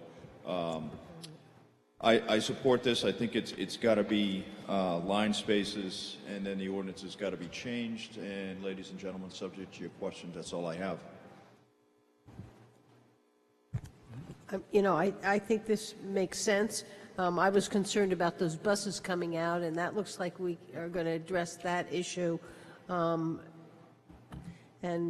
they park there anyhow. We're just defining where they can park. So then it stops them from doing they can give them a ticket, because now we have no parking from here to corner. That's the key, is having been able to give tickets. Yeah, see, that's the problem. So, the times that the vehicles are within violation of the state ordinance, right, we can go ahead and take action. That's a non-issue. But even when they're within the confines, if you will, of the state statute, so they're 16 feet from the stop sign, so they're fine, right? The problem becomes line of sight obstruction, okay? And we don't want to have a traffic crash down there. I did cover a traffic crash down there years ago, and it was a bad one, and there were young children that were hurt, permanently hurt from that crash, and that resulted in a major reconstruction effort on the Wolfeboro Police Department and prosecution in court. We certainly don't want to repeat that, and this was one of the issues that the defense raised was, well, they couldn't see because there was a car parked there, and it was an obstruction. And And of course, during the photographing and right after the crash, the person that was parked there moved the vehicle, so they weren't in any of the evidentiary photos, and it became a real issue. I have a question in terms of plowing. Is that road marked that you can't park on the street? Because as I recall, that becomes it's a very narrow, and I think they had trouble plowing, and then they were having trouble getting emergency equipment in there one year. I think we had to. It's a real problem, because when I talk to my people, they say no parking anywhere. So really, if you want the opinion of my people, don't have any parking on Union Street at all. That's not practical because of the the neighborhood it is. It is very difficult, which requires us to pick up snow and snow banks, and we really, sometimes some of the residents got to pay attention. When we put those signs up, they got to park in the parking lot so we can clean that snow up. We'll have to clean that up, and the same thing along the bank. It's going to be probably a little extra work for us this year, but this is always a problem, and it will remain a problem, but I think we've been getting by.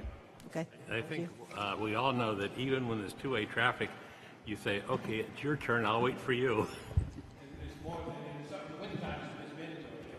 I don't know what the next step in the process is, Mr. Town Manager, but I don't know if we should have a public hearing on this or not, but I do think the citizens should have an opportunity to weigh in on this, since it is a new ordinance change. Thank I've you. already laid out the next step to the board here. It would be to schedule a public hearing. I think we ought to schedule a public hearing then. Yeah, I think so too. Make the motion to schedule a public hearing on the proposed amendment to Town Code Section 164:7 at the board's November 1st, 2017 meeting. Second. Motion's been made and seconded. Any other discussion from the board? Being none, all those in favor, aye. Aye. Aye. Opposed? Okay. Okay. The next item, Mr. On. were we not going to do the docks discussion this evening? I thought we were doing that the next report. Well, the question is, my only question here is, and I understand we want to read it, but I think that this is going to the CIP committee. They have to decide what they're going to put on the CIP, and I wanted to make sure that this board had an opportunity to see it. And since Mr. Ford is here, if anybody has any questions prior to it, they're going to have a meeting on this coming Friday. And also the Town Dock Committee is going to meet next Tuesday, but I thought it would give the board an opportunity, if you had any questions, that you could ask Mr. Ford now.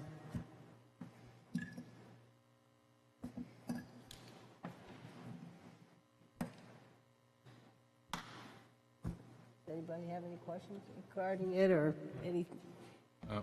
I've read through it, but I want to read through it again too before the doc I read committee meeting. most of it. I just, some things I want to go look at, actually. But, Yeah, anybody have any questions for Mr. Ford on it? The one thing that, again, I was tasked with putting together a schedule, so I kind of made a recommendation to do it where I think it's feasible with the bonding because of the big project. Clearly, the dock project, when you have a structural engineer who's doing dives, they're conservative.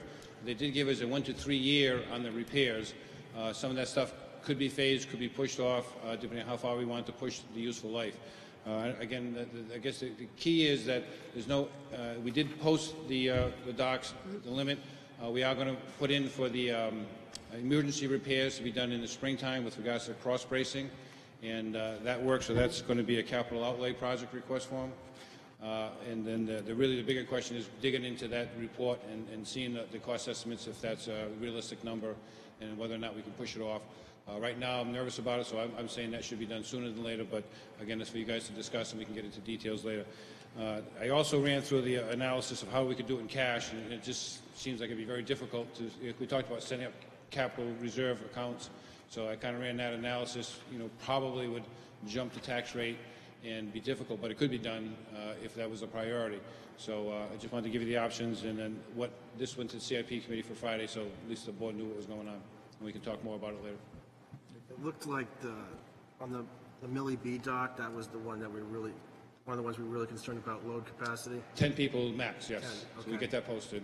Okay. and that's a cantilever dock, so that's something we can reinforce with the money next year, so we can beef that one up. I don't think the 10 can get on the Millie B. I don't think, yeah, I mean, yeah. I think I think we should fix it, but, they don't, and they're almost done for the year, but it is not a It would be big if thing. 8 people are getting on, 8 people getting off, and they're all there at the same time. Was that? Right, so we're gonna have it posted at that point. so At we're that gonna have to point, limit we could just We rope may even it close off. Rope it off. Close it. Close it, would be mine. Yeah. Okay. Okay, are we on to The RFP? yes. Okay, I wanted to talk to the board about the idea of issuing a request for proposals regarding the public safety building. Our next major town building project is the library, of course. That's scheduled in 2018, and so that'll be on next year's warrant. And then the next major capital building project, the CIP after that, is the public safety building. I think that's scheduled for 2022. And there's a $5 million placeholder attached to it on the CIP, but, you know, that's just somebody's guesstimate. There's really been no work done to determine what the current space needs of those departments are, and whether the current facility can be renovated and expanded to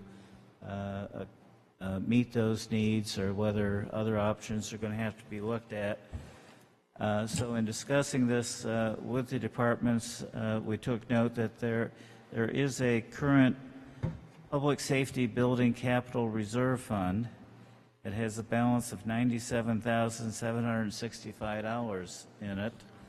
And if you go back to the original vote of town meeting in 2001 on Article 10, that those monies in that capital reserve fund can be used for acquisition of property, architectural and engineering fees, rehabilitation of property, construction or reconstruction of property.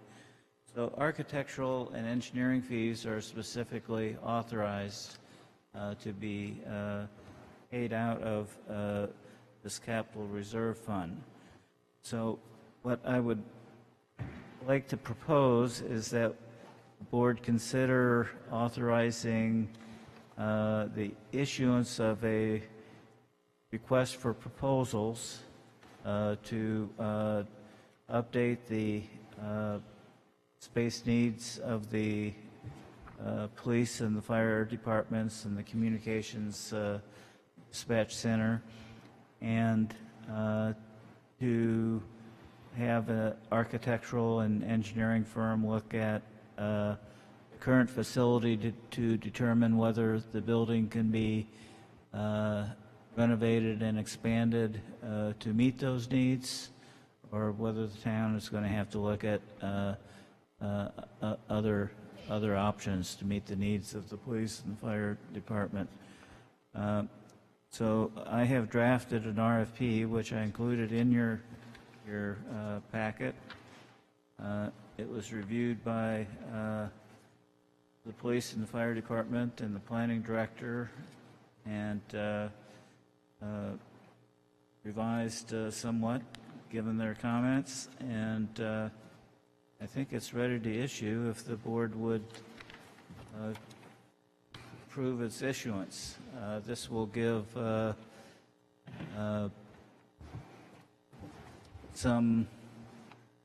it will move the ball forward in terms of starting to think about what's going to need to be done at the public safety building, which is on the CIP for 2022, and we really don't have any real concept of what needs to be done there presently. My only comment after reading it, and I think it sounded excellent, except to the point on number 2 at the end, it said if the facility was not, you couldn't renovate it or expand it, recommend the next step for the town to address those needs. I would like somewheres for them to know about our substation and whether we even, whether you would do anything over in that substation if this facility was not going to be able to take the needs. I think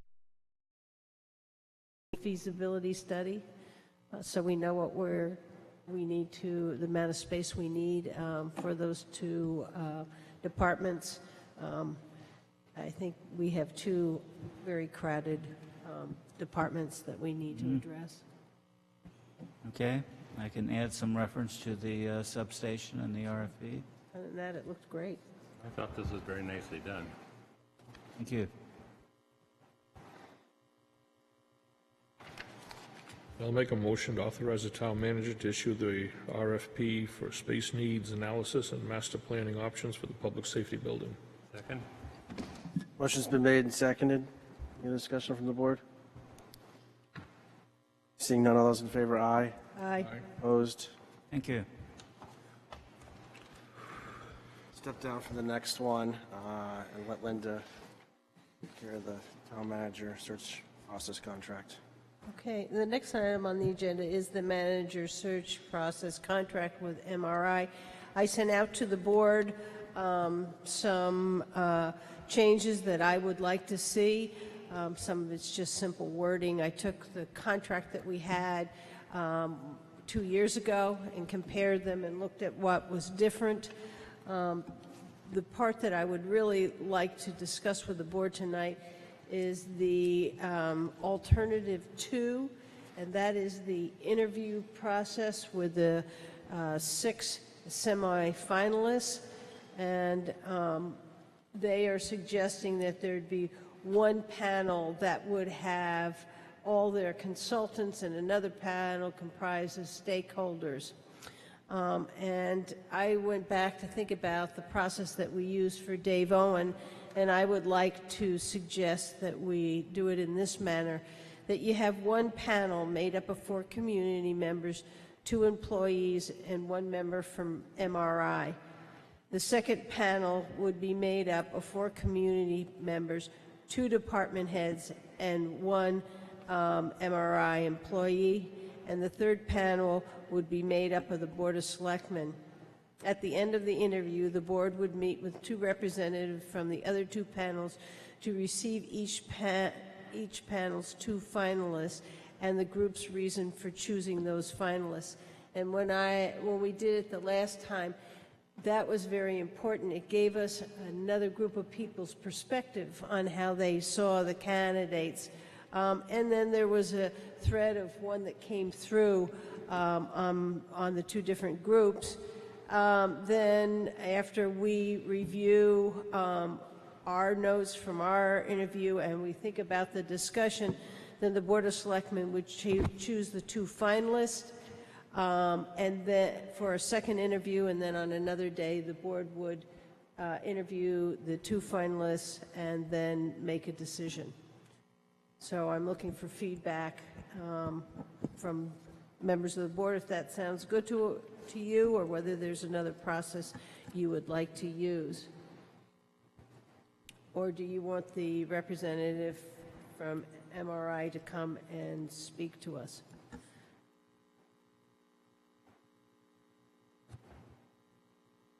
Nobody has a comment? You guys asleep? I've always felt the more people get involved, sometimes the better off we are. We're going to make the final decision, but certainly it's good to have other people involved. So I don't have any issues with enlarging it or changing it some. Brad? Rather than have just MRI, I don't think that's the right way either. I don't either. I agree too. I think have an MRI handle the one whole round by themselves kind of cuts us out of that input that we would get in the field from the candidates. I think the idea of having 3 interviews with 3 different panels with mixed people, stuff like that would be good, because like I said, you could see a common thread go through the thing there, and it could ultimately give you the best candidate there. So I'd be agreeable to that. Dave Bowers, are you comfortable with that? Yes, I am. Okay.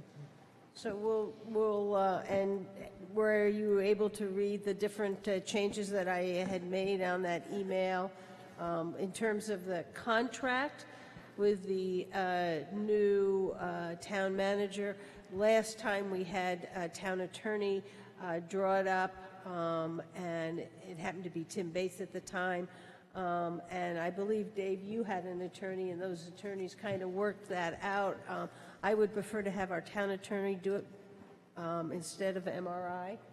It seems like they would look at our benefit, look out for our benefit. I felt that Luke should sign the contract, or if not Luke, one of the other members of the board. And the other ones were just minor changes that I emailed that to you. So if the board is agreeable, I will get in touch with whoever, I guess it's head of, Gould. and I will talk to them about that and see if I can get a new contract for the next board meeting. Does that make sense to everybody? Okay. All righty, back to you, Luke. Okay. Next, I guess some dates here for budget hearings. October, Mr. Owen. We need to talk about budget hearings, selectmen's budget hearings in October, and there are some constraints. Your regular meetings in October are the 4th and the 18th. I will be away for several days from the beginning on the 19th until the 25th for the ICMA conference. I'm also going to get a little visit in with my son out in San Francisco while I'm out west, and so I'm going to be out for a period. Of course, Peter said he's more than capable of staffing the budget hearings if you need to schedule some in that period. And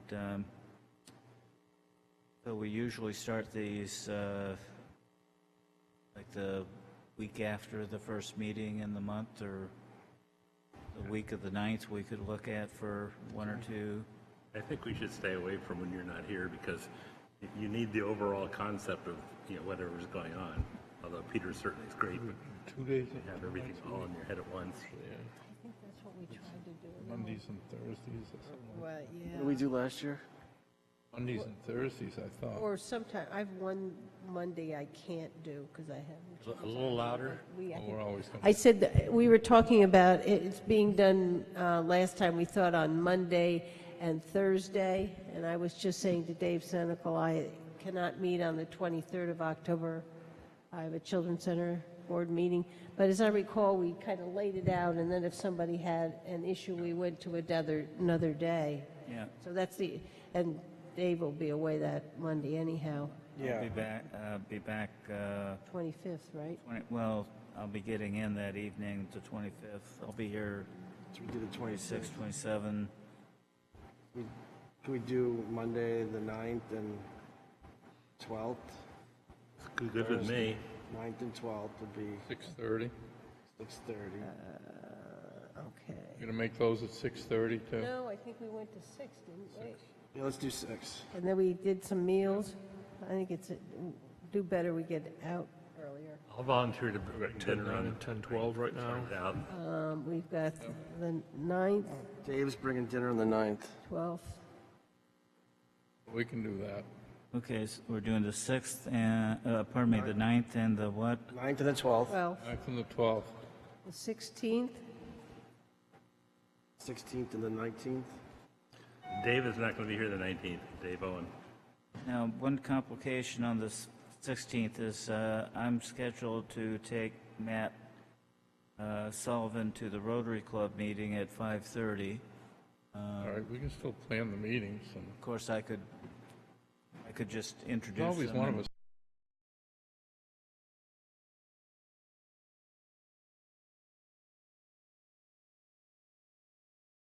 I think we need to get through them. Yep. And that's the month we have to do it, so the Well, we did 16th, and then we had to have a couple at the end, kind of back to Well, back. we had to have some in between, too. Yeah. Yeah. Okay, We 16th. say the 16th and 19th again? Yep, 16th, 19th. Gonna go for the 19th? Or do we want to go the 16th, 18th, because he's going to be leaving the 19th? Well, the 18th is your regular meeting. We could probably Oh, it is. schedule a few budget hearings during your regular agenda, depending meetings in 1 on how week. heavy it is. I agree. I forgot. I was Why off. don't I we was just put it- not, I was just why don't we trying put to one think at the about end of the 19th that he was leaving. Yeah, we can do that. Well, how about we do 3 the week before? The 9th, 9th, 11th, 11th. 11th, yeah, Oh, yeah, there you go. What do we have, 9 and what? And then 9, 11, 12. 9, 11, 12, okay. And then we do 16, 11. 19. 16? 16, 19. 1, 2, 3, 4, 5. 5. How many did we have? Did we have 18 and 6? 19. I think we had 6 with that extra one. Yeah, And like Mr. Owen said, we could schedule some of these in during the regular meeting that won't take up a lot of time. We could squeeze like on the 18th is a regular meeting. yeah, and I'd see if we could squeeze something in, and then do we hold the 26th when Dave's back is the backup day? Yeah. 26th is the backup day? 26th. Okay. Be the backup day. If we don't need it, If needed, yep. if needed. So we got the 9th, the 11th, the 12th, the 16th, the 19th, and the 26th if needed. Okay. All starting at 6. And not on the 18th, right? Okay, very good. Perfect. Too easy, that one? Yeah. Any old business? You wanted to assign For all food? easy. We put you on for the first one, so we can send out a schedule. What? I'll email around a schedule. Figure out the food. What? The food. Dave wants to know the food. Oh, okay. So he's going to do the 9th. I'll do the 11th. Who's that? Linda? Linda, I'll do the 12th. this is Luke. Wait a minute, let's see. What do we got? Dave, he either got the 16th or the 19th, you two guys. Unless that causes you a problem, I can I'll always do switch. I'll do the 16th. Dave, And I'll do the 19th. yes. doesn't need to I'll be do the much 26th choice if that becomes necessary. If that doesn't work for you, I can always switch. Okay. If everybody I'll do the likes 26th pizza. If it becomes necessary. Pizza every night. Grinders. Old business? Any other business? Town manager's report. Yes, I did want to mention a few things, to report out a few things. When the Cotton Valley Rail Trail is going to be doing a ribbon cutting to mark the completion of the rail trail on Saturday, September 30th at 10:15 a.m. at the Cotton Valley station. So it's been a long time in the making, and it's just, they're calling it their Golden Spike ceremony. It's like the completion of the Transcontinental Railroad. We received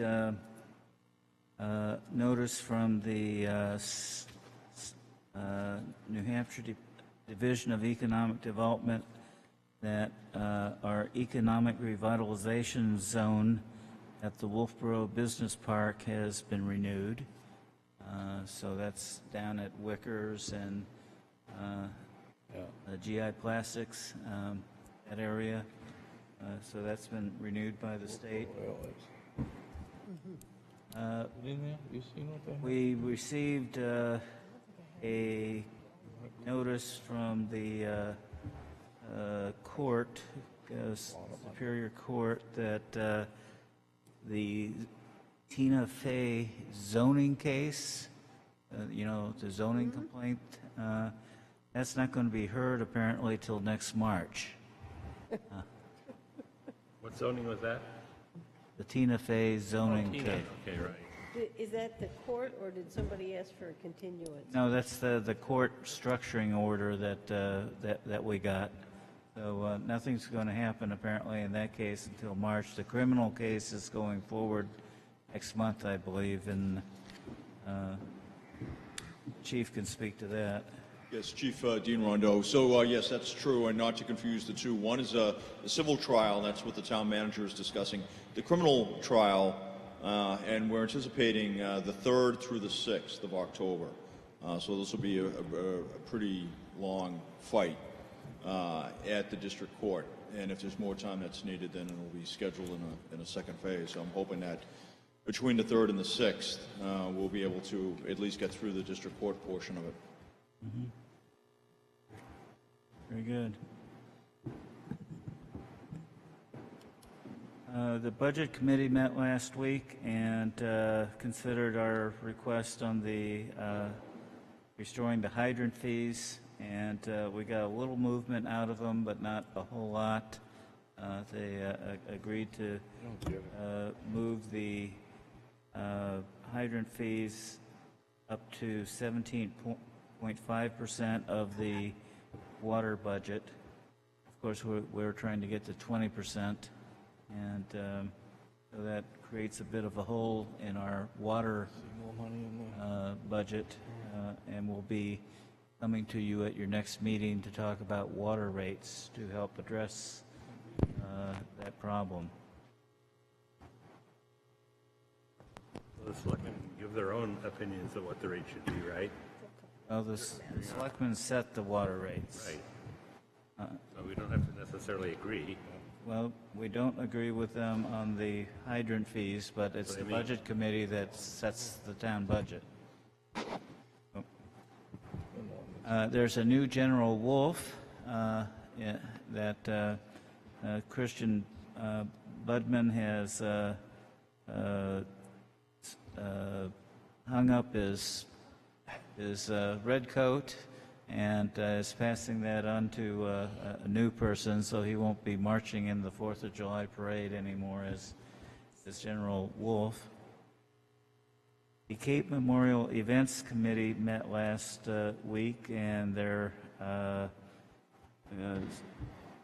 to set up a new application process with a deadline of November 1st for the new applications. They also decided to reduce the amount of the grants that they're going to be making from $1,500 to $1,200 because we have a lesser amount of money to hand out during this second round, and so they want to try to spread it out and make it go further. So it's going to be $1,200 instead of $1,500 maximum grant. We received a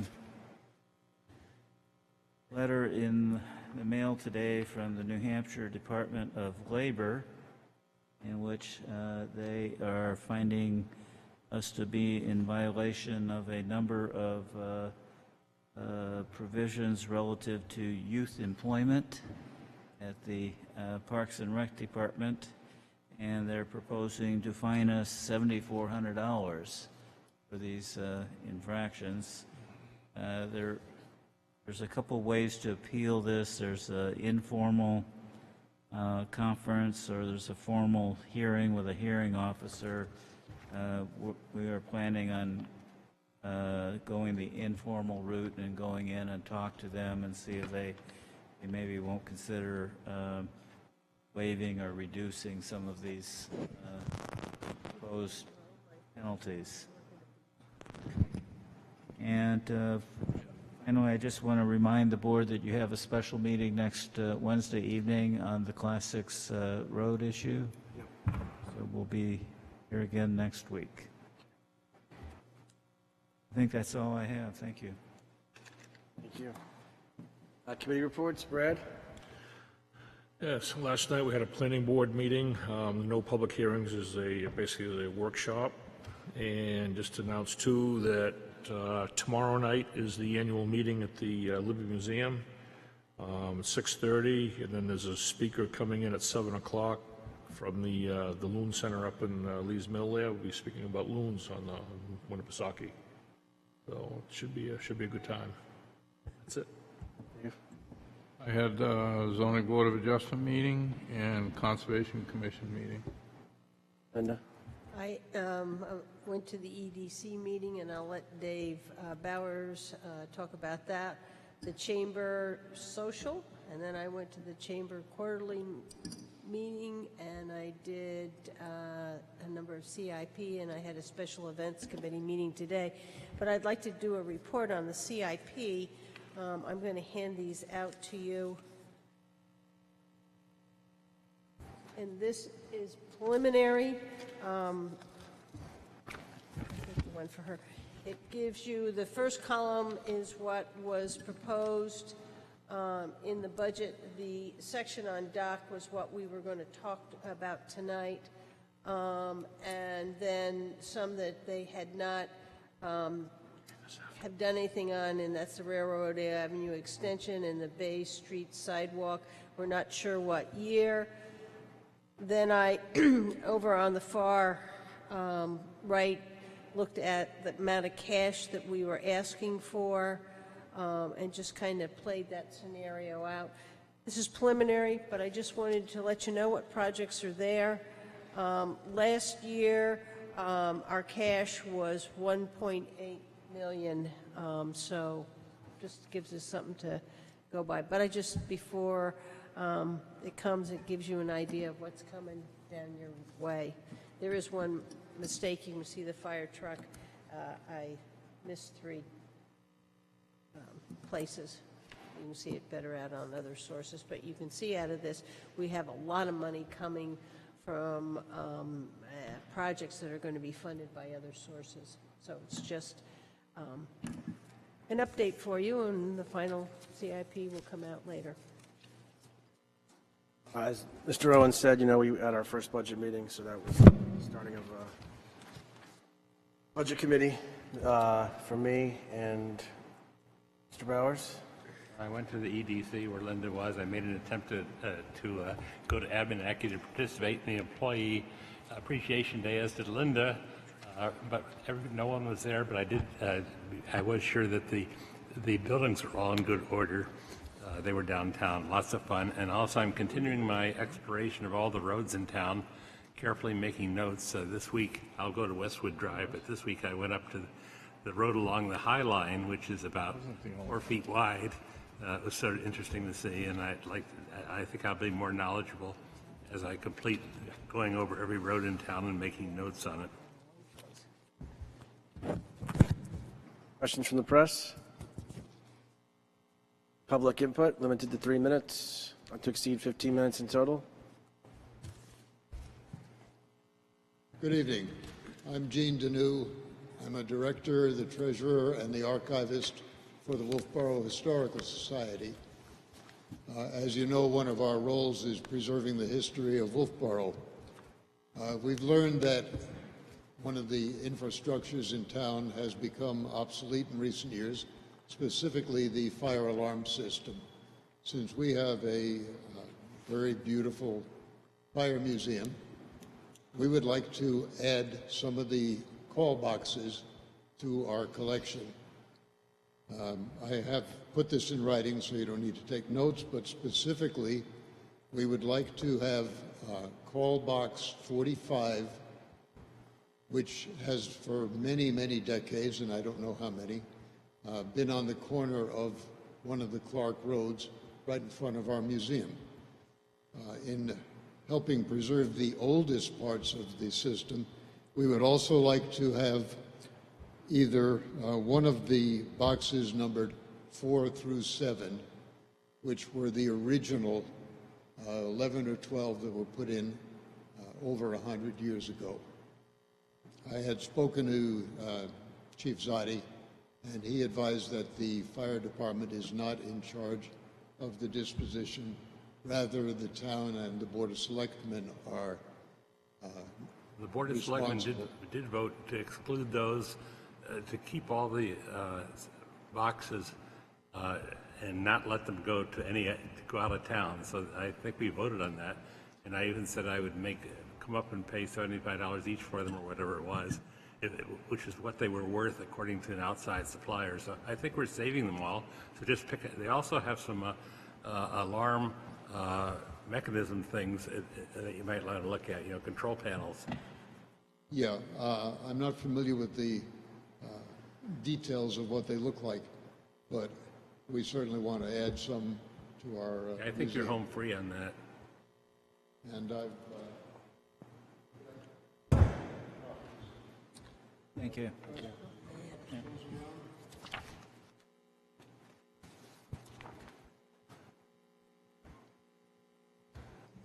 If I may, Mr. Chairman, Mr. Deneau made me aware of this request. I spoke to Chief Pinio about it. He's certainly on board with it, has no objection to what's being proposed. Okay. Is there anyone else from the public who would like to talk? If not, could I freewheel for a couple of minutes? I'd just like to say that Christine Collins arranged the Employees Appreciation Day last Thursday. I think it was Thursday, wasn't it? Mm-hmm. And for the first time, she arranged a tour of the town to give the employees a chance to see areas that they've worked outside of, but never seen the interest.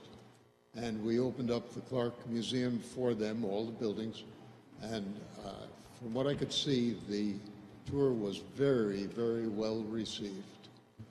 And I think we owe her a debt of gratitude. Now, on one other point, and I'll only take a minute of your time, I'm working on creating a brochure for the Chamber of Commerce for a driving tour of Wolfeboro. We already have a downtown walking tour. And in following the driving tour, I did notice something that was, in my opinion, deplorable. I know it's not town responsibility, but if we could get some help, we'd appreciate it. In particular, the Governor Wentworth Mansion site is really looking like much more of a ruins than it should, in the sense that the cellar hole has not been tended in many years. There are trees growing in it, and it just looks horrible. In a few years, you won't even see the stone walls because the trees are encroaching. I understand there no longer is a committee that is taking care of it for the state. I also understand that people that recognize poison ivy say the area is infested with it. I've heard that other towns have been able to make an arrangement with the state whereby the town can help take care of these areas. And if there's anything that this group can do to help that, I think it would be a good idea and a benefit to our town. Thank you. Gene, why don't you send me an email, because I'm a trustee of the Historical Society, New Hampshire Historical Society, and I'll be sure this gets into the right hands in Concord. I will do that, Dave. Thank you. The original restoration was done by the state, as you mentioned.